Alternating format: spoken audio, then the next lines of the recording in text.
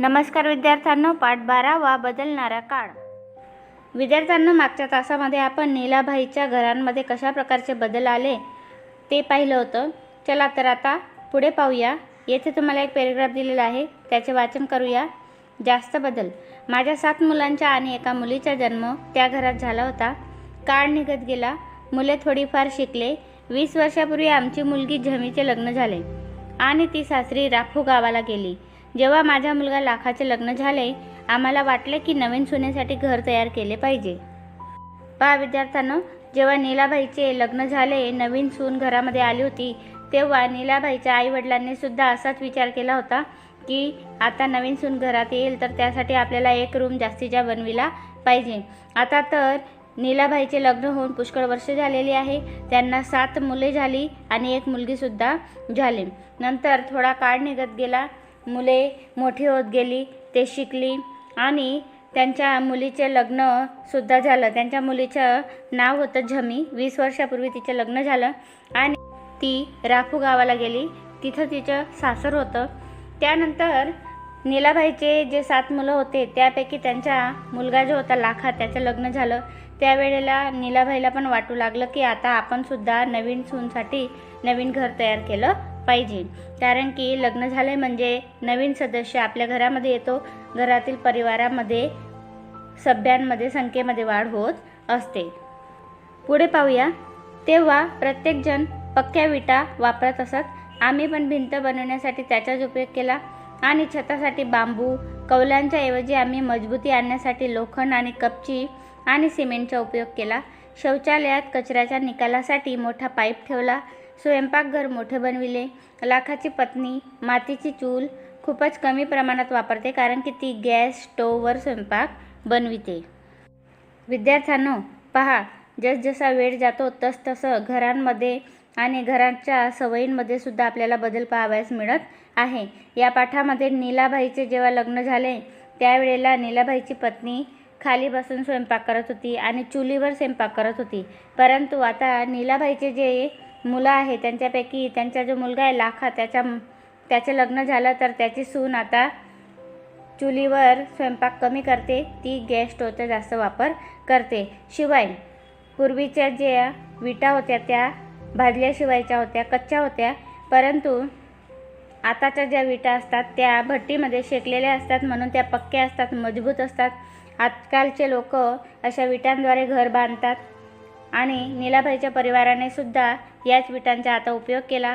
पूर्वी त्यांनी छतामध्ये कौलांचा उपयोग केला होता, परंतु आता त्या बांबूंच्या आणि कौलांच्या उपयोगाऐवजी मजबूती आणण्यासाठी त्यांनी लोखंड, कपची आणि सिमेंटचा उपयोग केलेला आहे. आणि पूर्वी शौचालयासाठी एक बेलाचा दगड ठेवण्यात आलेला होता. तर बेलाचा दगड काय असतो तर तो समुद्रकिनारी खाणमधून निघणारा एक प्रकारचा दगड असतो. त्याला चौकोनी आकार देऊन त्याचा उपयोग शौचालयासाठी करण्यात येतो. परंतु आता नीलाबाईच्या मुलाचे लग्न झाले तर शौचालयात पण बदल झालेला आहे. त्यांनी एक विशेष प्रकारचे शौचालय तयार केले आणि त्या शौचालयामधील जी घाण असते, कचरा असतो, त्याच्या निकालासाठी त्यांना मोठ्या पाईपचा सुद्धा वापर केलेला आहे. आणि शिवाय पूर्वीचे घर लहान होते, आता त्यांचे जे घर आहे ते मोठे आहे. त्यामध्ये वेगळ्या प्रकारचे एक स्वयंपाकघर बनविलेले आहे. आणि लाखाची जी पत्नी आहे ती चुलीवर स्वयंपाक नाही करत किंवा कमी प्रमाणात करते, ती आता जास्त करून गॅस आणि स्टोवचा वापर करते. थोड्या वर्षापूर्वी पुष्कळसे लोक स्टोवचा पण वापर करत होते. आता स्टोवचा वापरसुद्धा कमी झालेला आहे आणि आता फक्त गॅस आणि गॅसची शेगडीचाच वापर केला जातो. चला पुढे पाहूया. नवीन वस्तू पाहिजे. माझ्या मुलाचा मुलगा आता वेगळा राहतो. त्याने आता नवीन घर बनविले आहे. त्याला लहान मोठी खरेदी करण्यासाठी शहरात जावे लागते. तेथे मोठमोठ्या इमारती असतात, त्यात विविध सुविधा पाहावयास मिळतात. तो नव्या पिढीतला मुलगा आहे. त्याने आता शौचालय, स्वयंपाकघर वगैरे सुविधा असणारे घर बनविले आहे, जे बनविणे आमच्यासाठी कठीण होते. विद्यार्थ्यांनो, पहा, आता नीलाबाईचे लग्न झाले तेव्हा कोणता बदल झाला, त्यानंतर नीलाबाईच्या मुलाचे लग्न झाले तेव्हा तो सुद्धा त्यांच्या घरामध्ये बदल झाला.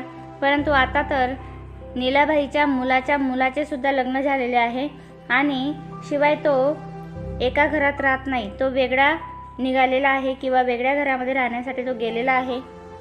पूर्वीचे जे लोक होते ते संयुक्त कुटुंबामध्ये राहत होते. एकाच घरामध्ये पुष्कळसे लोक राहत होते, मिळून मिसळून राहायचे आणि आनंदात राहायचे. परंतु आताचा काळ बदललेला आहे. आता सर्वांना एकत्र राहणे आवडत नाही किंवा काही वेगळ्या कारणास्तव त्यांना वेगळे राहावं लागते. काही लोक नोकरीसाठी शहरामध्ये जातात, त्यामुळे ते वेगळे राहत असतात. तसेच इतर दुसरेही कारणे असतात की ज्यामुळे सगळे आता संयुक्त कुटुंबामध्ये राहू शकत नाही. आताच्या काळामध्ये क्वचितच असा परिवार आपल्याला पाहायला मिळेल की जेथे पुष्कळशे सभ्य एका घरामध्ये राहत असतील. त्याचप्रमाणे नीलाबाईचा जो मुलगा आहे त्याने सुद्धा नवीन घर बनविले आहे. त्याला सुद्धा लहान मोठी खरेदी करण्यासाठी गावाहून शहरामध्ये जावे लागते आणि शहरामध्ये त्याने पाहिलं की खूप मोठमोठ्या इमारती असतात. शहरांमध्ये वेगवेगळ्या ज्या सुविधा असतात त्या त्याने पाहिलेल्या आहेत. म्हणून त्याने सुद्धा असे घर बनविले आहे की जेथे शौचालय, स्वयंपाकघर वगैरे सुविधा असतील असे त्याने घर तयार केले. पूर्वीच्या काळामध्ये असे घर तयार करणे खूप कठीण होते, कारण की पूर्वीच्या लोकांची आर्थिक परिस्थिती नाजूक होती. परंतु आताच्या काळामध्ये थोडा बदल झालेला आहे. आता काही लोकांची आर्थिक परिस्थिती चांगली आहे, त्याप्रमाणे लोकांच्या घरांमध्ये सुद्धा बदल होत जातो. जसं नीलाबाईच्या नातू यांच्या घरामध्ये बदल झालेला आहे. पुढे पहा, काही वर्षांपूर्वी लाखाने शौचालय आणि बाथरूम पुन्हा बनविले. त्याने बाथरूममध्ये रंगीत टाईल्सचा उपयोग केला. विचार करा, आंघोळीसाठीच्या जागेवर एवढा सगळा खर्च. मी आता 80 वर्षाचा झालो. या सर्व वर्षांमध्ये मी अनेक बदल पाहिले. माझ्या स्वतःच्या घरामध्ये पण मला माहीत नाही की माझे नातूंना कुठे राहायला आवडेल आणि त्यांची घरे कशी असतील. आता अल्ल्यारच्या टंडो गावात घरे कशी असतील. मला असेही वाटते की माझे इतर मित्र कुठे असतील. विद्यार्थ्यांना पहा, नीलाबाईचा जो मुलगा आहे लाखा, त्याने आता पुन्हा घरामध्ये नवीन बदल केलेला आहे. त्याने शौचालय आणि बाथरूम पुन्हा तोडून नवीन व्यवस्थित बनविले. शिवाय बाथरूममध्ये त्याने रंगीन स्टाईलचा सुद्धा उपयोग केलेला आहे. हे सर्व पाहून नीलाबाईला थोडं आश्चर्य वाटत आहे, कारण की पूर्वी साधं घर बनवण्यासाठी सुद्धा त्यांच्याजवळ पैसे नव्हते. परंतु आता लाखा हा बाथरूम आणि शौचालयासाठी एवढा खर्च करत आहे. हे पाहून नीलाबाईला थोडे आश्चर्य वाटते. त्यांना असं वाटते की टॉयलेट आणि बाथरूमसाठी एवढा खर्च कशाला करायला हवा. परंतु ही सर्व काळाची मागणी आहे. ज्यांची आर्थिक परिस्थिती चांगली असते ते वेगवेगळा बदल आपल्या घरामध्ये करत असतात. आपल्या घराला जास्तीत जास्त सुंदर बनवण्याचा सुद्धा प्रयत्न ते करत असतात. आता नीलाबाई जे आहेत ते 80 वर्षाचे झालेले आहेत, खूप म्हातारे झालेले आहेत. त्यांनी या वर्षांमध्ये खूप सारे बदल पाहिले आणि आपल्याला पण त्यांनी त्यांचा अनुभव सांगितलेलाच आहे. त्यांचे म्हणणे आहे की जसजसे मुले मोठे होत जातात तसतसा काळ बदलतो आणि त्यांच्या राहणीकरणीमध्ये सुद्धा फरक पडत चालतो. तर त्याप्रमाणे आता जे पुढे जे त्यांचे नातू येणार आहेत त्यांना कुठे राहायला आवडेल हे नीलाबाई सांगू शकत नाही. नीलाबाई त्यांचे जुने गाव जे पाकिस्तानामध्ये आलेले आहे, अल्ल्यारचे टंडो गाव, तिथे कसे घरे असतील असा विचार करत आहेत. कदाचित त्यांना टंडो गावाचे आणि टंडो गावामध्ये असलेले त्यांचे जे मित्र आहेत त्यांची सर्वांची खूप आठवण येत असेल. परंतु आपण सांगू शकतो की जसं नीलाबाईने काळाप्रमाणे घरांमध्ये बदल पाहिला, त्याचप्रमाणे त्यांचे जे टंडो गाव आहे त्या गावामध्ये सुद्धा बदल झालेलाच असेल. तिथल्याही घरांमध्ये बदल झालेला असेल आणि त्यांच्याबरोबरीचे जे मित्र आहेत ते सुद्धा आता म्हातारे झाले असतील. कदाचित त्यांच्यापैकी काहींचा मृत्यूही झालेला असेल अथवा ते गाव सोडून दुसरं कुठेतरी राहण्यासाठी गेले असतील. विद्यार्थ्यांनो, पुढे आपल्याला काही प्रश्न दिलेले आहे, त्याचे उत्तर सोडवून घेऊया. पहिला प्रश्न आहे, तुमचे घर बनवण्यासाठी कोणकोणत्या सामग्रीचा उपयोग करण्यात आला. तर विद्यार्थ्यांना तुमचे घर कसे आहे त्याप्रमाणे ते बांधण्यासाठी काय काय वस्तूंचा वापर केला ते लिहायचं. जसं सिमेंट, रेती, माती किंवा पार्टिशन असेल, वरती पत्रे असतील तर त्याचे उत्तर याप्रमाणे लिहायचं. दुसरा प्रश्न दिलेला आहे, तुमच्या मित्राचे घर कोणकोणत्या सामग्रीमधून बनलेले आहे ते शोधून काढा. त्यात कोणता बदल झाला आहे त्याविषयी लिहा. तर तुमचा जो मित्र असेल त्याचेही घराचे निरीक्षण करा आणि त्याचे घर कशापासून बनलेले आहे ते उत्तर इथे लिहायचं. आणि पूर्वी त्याचे घर कसे होते आणि आता त्याच्या घरामध्ये काही बदल झालेला आहे का, तर कोणत्या प्रकारचा बदल झालेला आहे ते पण उत्तर लिहायचं आहे. उदाहरणार्थ पूर्वी त्याचे घर फक्त खाली होते, परंतु आता त्याने कदाचित वरती सुद्धा 2 रूम किंवा 1 रूम तयार केलेले असतील, तर हा बदल आपण लिहू शकतो. पुढे नीलाबाईचे नात नातू कशा घरात राहतील त्यासाठी तुम्ही काय विचार करू शकता? कदाचित असं होऊ शकतं की ते मोठ्या इमारतीमध्ये राहतील अथवा त्यांचे घर खूप मोठे असेल. नीलाबाईचे जे नात नातू आहेत त्यांचे घर मोठे असेलच, परंतु त्याशिवाय त्यांच्या घरामध्ये पुष्कळशे रूम असतील. प्रत्येक रूममध्ये शौचालयाची व्यवस्था केलेली असेल. ज्याप्रमाणे आजसुद्धा काहींच्या घरांमध्ये अशी सुविधा असते.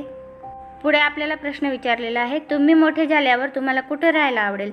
तुम्ही कशा प्रकारे घर पसंत करणार? तर आपल्याला सुद्धा आधुनिक युगामध्ये जसे घरं आहेत तशाच घरांमध्ये राहायला आवडेल. आपल्याला लहानशी आणि मातीच्या घरामध्ये आपल्याला राहायला आवडणार नाही. आपल्याला सुद्धा कदाचित खूप मोठ्या घरामध्ये राहायला आवडेल किंवा इमारतीमध्ये राहायला आवडेल. आणि गावात न राहता आपल्याला शहरामध्ये राहायला सुद्धा आवडेल. पुढचा प्रश्न दिलेला आहे, तुमच्या आजी आजोबांचे घर कशा प्रकारे बनवण्यात आले त्याविषयी तुम्ही लिहा. त्यातील कित्येक सामग्री तुमचे घर बनवण्यासाठी उपयोग झाला आहे का त्याची नावे लिहा. विद्यार्थ्यांनो, आपले आजी आजोबा ज्या घरामध्ये राहत होते, गावामधील घर, तेथे आपण जायचो आणि पाहायचो तर ते घर मातीचे बनलेले होते. वरती गवत किंवा कवले टाकलेले होती आणि जमीन तळवर सुद्धा माती लावलेली होती आणि त्यावर आजी शेणाचे लिंपण करीत असत. आईसुद्धा शेणाचे लिंपण करीत असत. छतावर पत्रे सुद्धा टाकण्यात आलेले होते. आज सुद्धा काही घरांच्या छतावर पत्र्यांचा वापर केलेला आपण पाहू शकतो. पुढे सांगितलं आहे, लोक जे काम करतात त्यानुसार त्यांना नाव देण्यात येते. उदाहरणार्थ, जो व्यक्ती लाकडाचे काम करतो त्याला सुतार असे म्हणतात. तुमच्या गावात जे लोक लाकडाची कामे करतात तुम्ही त्यांना काय म्हणतात? पहा, आपल्या गावात पण जे लोक लाकडाचे कामं करतात त्यांना आपण सुतारच म्हणतो.